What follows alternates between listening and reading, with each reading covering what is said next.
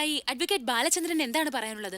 ഇവിടെ പ്രതിക്കൂട്ടിൽ നിർത്തേണ്ടത് ആണിനെയോ പെണ്ണിനെയോ അല്ല, ഇത്തരം ചിത്രങ്ങൾ എടുക്കുന്നവരെയും അതിന് യാതൊരു റെഗുലേഷൻസും വെക്കാതെ റിലീസിംഗിന് അനുവദിക്കുന്ന സർക്കാരിനെയുമാണ്. സ്കൂളുകളുടെയും ദേവാലയങ്ങളുടെയും മതിലുകൾ വരെ ഇത്തരം ചിത്രങ്ങളുടെ പോസ്റ്റർ ഒട്ടിച്ച് നിറച്ചിരിക്കുന്നു. പണത്തിന് വേണ്ടി എത്ര തരം താഴാൻ ഇവർക്ക് യാതൊരു മടിയില്ല. മിസ്റ്റർ കണ്ണൻ, നിങ്ങൾ മലയാളത്തിലെ ഒരു സൂപ്പർ സംവിധായകനാണല്ലോ. ഈ ചിത്രങ്ങൾ മലയാള സിനിമയെ എങ്ങനെ ബാധിക്കുന്നു? മലയാള സിനിമയ്ക്ക് ലഭിച്ച ഏറ്റവും വലിയ ശാപമാണ് നിഷ. അവർ ഒരു തരംഗം തന്നെ സൃഷ്ടിച്ചിരിക്കുകയാണല്ലോ നമ്മുടെ യുവാക്കൾക്കിടയിൽ. ഈ പെണ്ണൊരുമ്പിട്ടാലെന്ന് നമ്മുടെ പഴമക്കാർ പറയും. ഇവിടെ നിഷയും അവളെ പോലുള്ളവരും ഒരുമ്പിട്ട് ഇറങ്ങിയിരിക്കുകയാണ് മലയാള സിനിമയെ നശിപ്പിക്കാൻ. ഇത് അനുവദിക്കരുത്.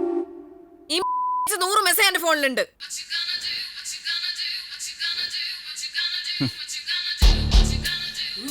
വേർത്തന്നാണ്ടില്ലേ അവന്റെ അമ്മയുടെ ഒരു സാരി. ഈ സാരി കൊടുത്ത് ഞാൻ വേലക്കാരിയായിട്ട് അഭിനയിക്കണം. മുട്ടുവരെ പൊക്കി കുത്തി കുനിഞ്ഞിരുന്ന നിലം തുടയ്ക്കണം. കുനിഞ്ഞു അങ്ങോട്ട്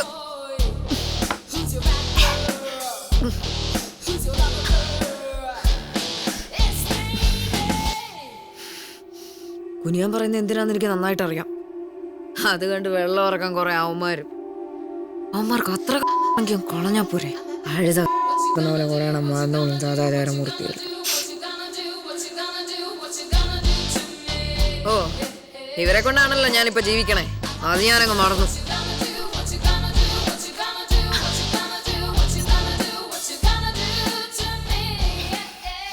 ഇത് തീർന്നോ? ഈ കുന്തം തീർന്നോന്ന്?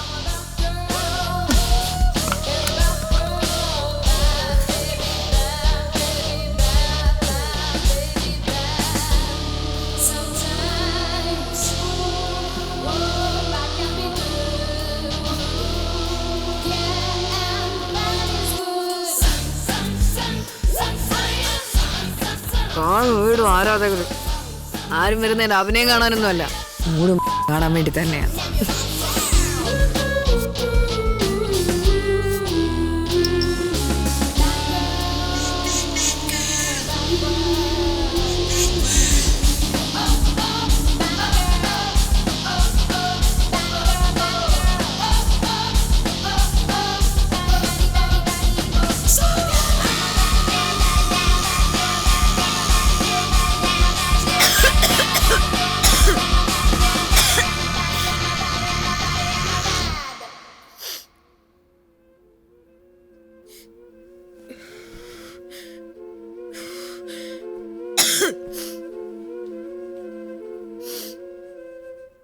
മടുത്തടോ, ശരിക്കും മടുത്തു. എന്റെ പേര് പോലും ഞാൻ മറന്നുപോയി. ഇപ്പൊ വേറെ ശവം, ഇത്തിരി മാംസം മാത്രം ബാക്കിയുള്ള ശവം. ഇത് കൊത്തി തിന്നാനും കഴിവന്മാർ കാത്തു നിൽപ്പുണ്ട്.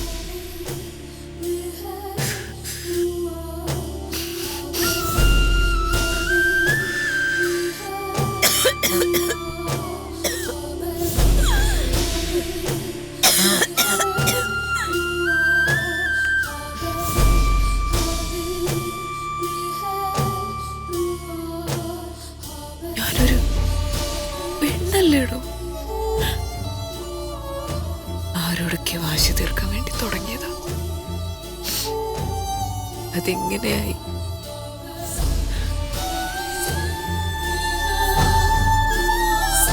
ഒന്നും വേണ്ടായിരുന്നു.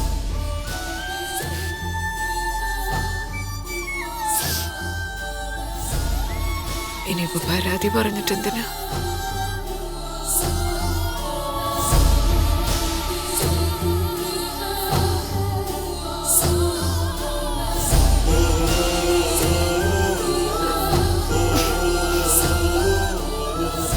നീ ഭക്ഷണം കഴിച്ചോ? രാത്രി പോയി കിടന്നു.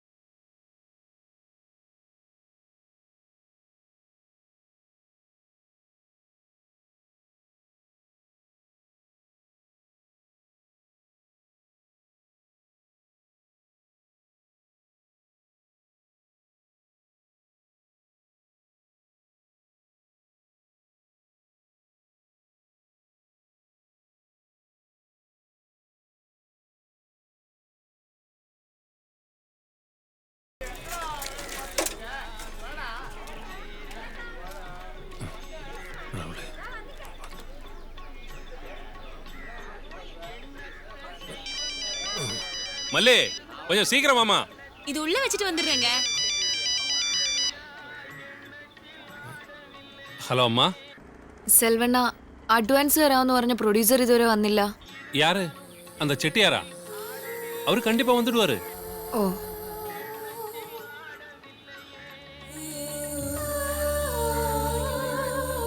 என்னாச்சுங்க? ஒண்ணும் இல்ல, நீ யாரு?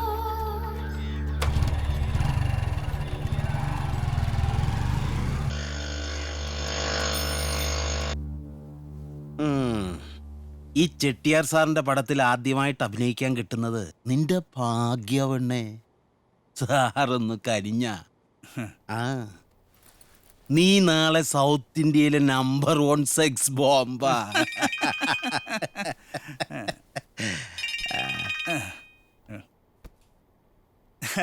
நான் ஏத்தி விட்டவங்கத்தா இந்த கோலிவுட்டிலும் பாலிவுட்டிலும் டோலிவுட்டிலும் கோட்டி கட்டி பறக்குறாங்க.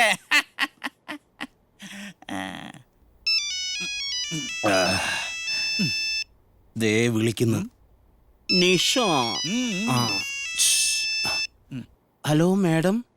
ആ കുമാരെ, ചെട്ടിയാർ സാർ അഡ്വാൻസുമായിട്ട് ആളെ വിടാന്ന് പറഞ്ഞിരുന്നു. പക്ഷെ ആരും കണ്ടില്ല. സാറ് ഫോൺ വിളിച്ചിട്ട് എടുക്കുന്നില്ല. അയ്യോ, ഇതുവരെ എത്തിയില്ലേ? ഞാനൊന്ന് സാറിനെ വിളിച്ചിട്ട് ഇപ്പൊ അങ്ങോട്ട് തിരിച്ചു വിളിക്കാൻ പറയാം. നിഷ என் முண்டோ, அந்த பொண்ணை வச்சு நான் 2 படம் பண்ணேன். எந்த அட்ஜஸ்ட்மெண்ட்டுக்கு நிற்காம அவ 2 படத்துல என்ன ஏமாத்திட்டேன். காசும் அதிகமாக വാങ്ങിട്ടேன். അവളുടെ കാര്യം ഇനി പോക്ക. അഡ്വാൻസ് കൊടുത്തവര് പോലും തിരിച്ചു ചോദിക്കുന്നെന്നാ കേട്ടത്.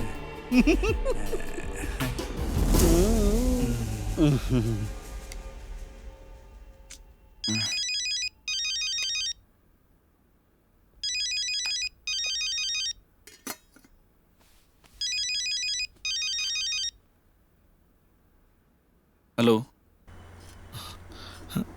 ഹലോ നിജീബേ, ഇക്ക, നിങ്ങള് ഇപ്പൊ എവിടെന്നാ? ഞാൻ നാട്ടീന്നാ. ഒരു വിവരം അറിയിക്കാണ്ട്. എന്താക്കാ? എൻ്റെ ഉമ്മ പോയി നജീബേ. കുറച്ച് കാലായി. എന്നെ അറിയിക്കാൻ കുറേ ശ്രമിച്ചു. എവിടെയാണെന്നറിയണ്ട എങ്ങനെയാ.